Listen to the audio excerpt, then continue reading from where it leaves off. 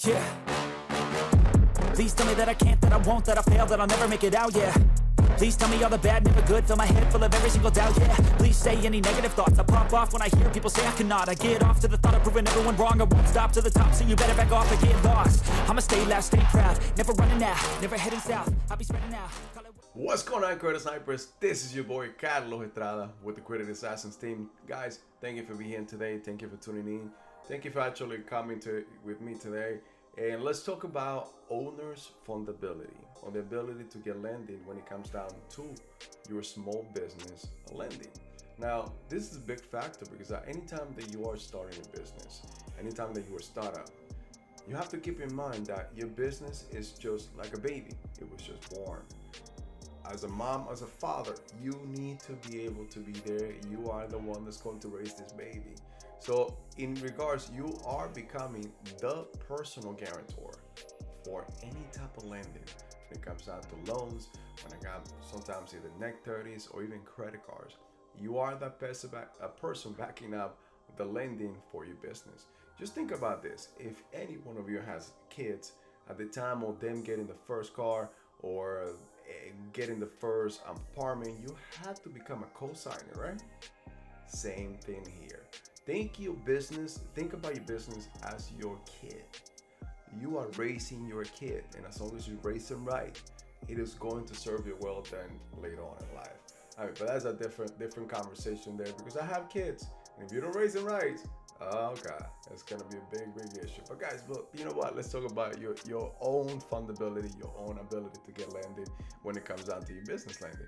But thank you for being here today. Once again, I'm Carlos Estrada. I'm the Credit Assassin. This is the Credit Assassins team. And guys, I appreciate that you guys are here with me today. Look, if this is your first time on our channel, please do not forget to go ahead and subscribe.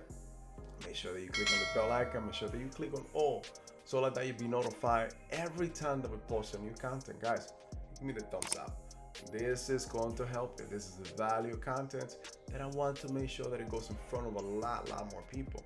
And you are helping me out by doing that. So I appreciate it, guys. All right, guys, so business lending, and when your personal credit score or your personal credit file when it comes down to business lending. Guys, too often, a lot of business owners, you can see, I mean, we got people coming in that, hey, I want to get business lending, I want to do this. But one thing is that they never have taken care of their own personal business credit. Or in reality, some of them don't even know how to go and get the business score, how to read a credit file. So this is where you need to start, being responsible, taking care of your own personal credit, because that is going to be the first shell that the bank, the creditor sees about you, about how responsible you are in repaying your future debt with that entity. Now, we see this often, guys. Something you have to keep in mind is that if you cannot get lending on your personal side, or your credit score is not high enough, it's not going to back up, or you're not going to be able to actually get the lending that you need for your business. Don't get me wrong, you may be able to get some net 30s business to business. And remember, business to business lending in the United States is about 95%. But business to business only helps you for the things, the products or services that you may need for your business, not for the cash that you need to scale. So keep that in mind. So when banks lend on a company, they always look for, like we said, a personal guarantor, and they look at the FICO score of that person. Remember, the FICO score ranges from 350 to 850, and that's on a personal side. So anytime they're doing any type of lender, they are going to check your credit score of anyone that owns 15%, 15% or more of the whole entity. All right, guys, so let's look at what determines your credit score. So first, we have your payment history, which is about 35% of your whole credit score. So your payment history is broken down to three different areas. First one is going to be about 20% of that, which is your mortgages accounts, obviously mortgages. Then you have about 30% of that, or the whole 35%, which is your installment accounts. We're talking about cars, boats, and so on. And then we're talking about revolving accounts, which is about 50% of the whole 35%, which is your credit cards, your department stores, and so on. Keep in mind that to optimize your accounts or your credit file, you should have no more than 5 open accounts in the past 24 months. But at the same time, paying your payments or your bills on time is a paramount, is essential. Don't have late payments because this can affect you. Remember, this is 35% of your whole and overall credit score. All right, guys, so let's talk about now the outstanding debt or amount of debt that you have. And this is 30% of your whole credit score. Now, this also is broken down into 3 different parts. So we talk about the mortgages. Remember, mortgages, installment accounts, and revolving accounts. So still, mortgages accounts will be about 20% of the whole 30%. Now here, something you have to keep in mind is that you always want to be at 80% loan to limit of those mortgages. Now, loan to limit is completely different than loan to value. Loan to value is how much a property is worth in the market if you were to sell it today. And that's, if it was 80% of $100,000, that would be $80,000. Now, loan to limit is completely different. The bank don't care about that. They care about you, what you owe them. So loan to limit is, hey, look, I cannot be no more than 80% to loan to limit. If your limit was $100,000, you still don't want to be no more than $80,000. So that's loan to limit. So keep in mind the loan to limit is completely different than loan to value. Now let's talk about the revolving accounts, which still is going to be about 30% of the whole 30%. And here you have to be no more than 60% loan to limit. And now let's talk about the last one, which is revolving accounts, which is still 50% of the whole 30%. And here is just stretching it out at 30% loan to limit, which we always talk about. Don't be no more than 30% of what you owe to the creditors on your credit cards. And this is when your utilization come into place. But something that I always preach, the magic number when it comes down to your credit card is for you to be between 2 to 5%. All right, guys, so number 3. Now we're talking about 15% of your whole credit score, which is the age of your accounts. So the oldest your accounts are open, the better it is. Now there's a lot of tricks that we do when it comes down to even infinite banking, or meaning not infinite banking, infinite funding. But when it comes down to actually card stacking and how, because if you do card stacking, you're gonna get a lot of credit. And this is good because you can have available balances for you to either move on to your business, make an investment, and so on. But your age is going to diminish. Now, we do little tricks here in which you can add an authorized user. You can add the Tradeline to your whole credit score and increase your age organically. So guys, there's a lot of tricks of the trades, but keep in mind that if you don't know how to do this, then the more credit cards you get, the more or the less age you'll get. So I'm gonna give you an example of this. Let's just say that you are John, and John only have one credit card, $10,000, and he had it for about 10 years. John goes out today, he has a great credit score, 750, and goes out and get a new credit card for $5,000. Now he ended up with 2 credit cards today.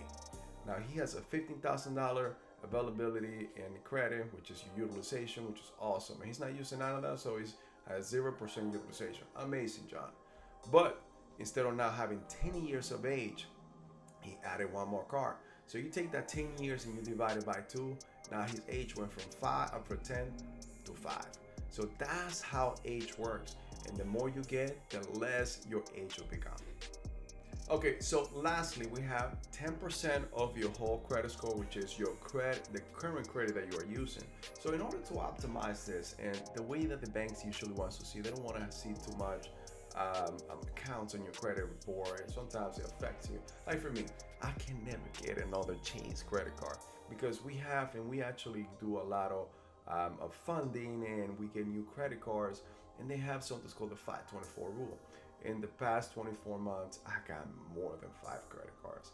So anything like that, they will not issue you a new card or a credit line increase. So in that way, I can't even get another one. But just keep that in mind, that the more you get, the more that a lot of banks may not may not allow you to get any type of funding to them. So the magic number here, and what a lot of banks use, and I just want to tell you, but at the same time, there's different ways that we can go about it. but the matching number that they use is at least 1 mortgage account on your credit report, 2 installment accounts, and 3 revolving accounts. Yeah, give and take.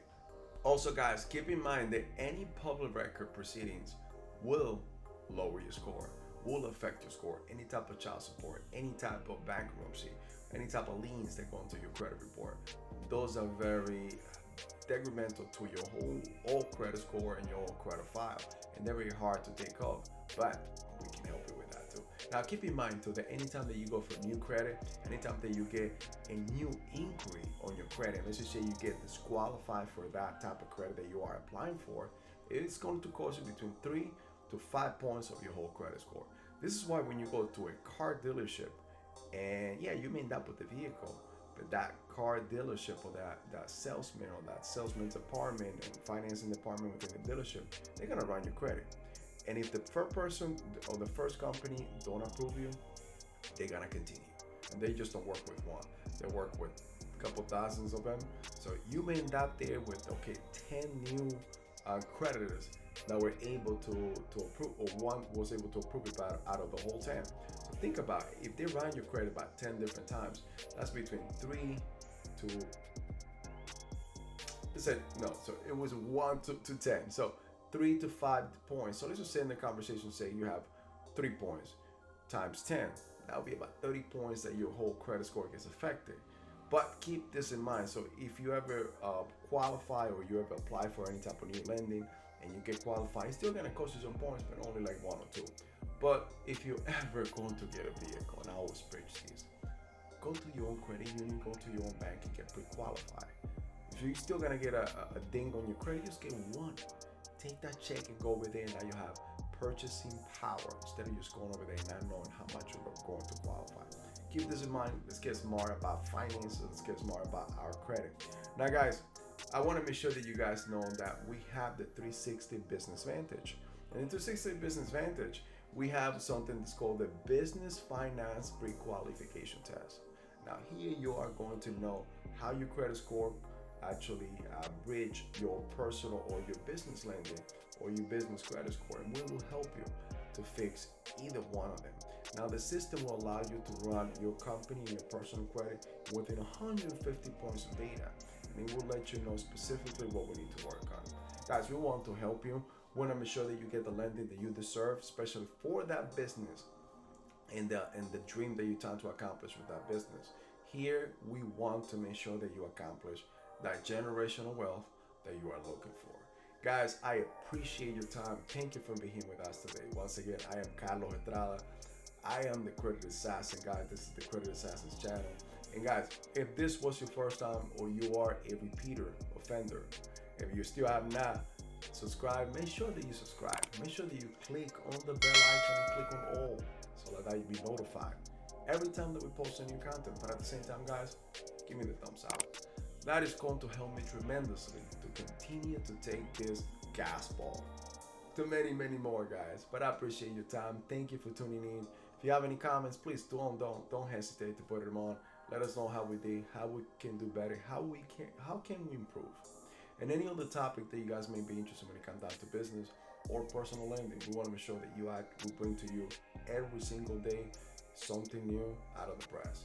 Guys, thank you for your time. Until the next time. This is the Credit Assassins team. I am the Credit Assassin, and I'll see you in the next video. I take shots, I take loss, I make shots, I miss lots. That's how you get big box, you get yachts, you swing lots and pop off a big shot. I ain't done chasing, got big dreams, bigger things, impatient. Who's at the top think they need replacement? Who's at the top think I'm gonna erase them?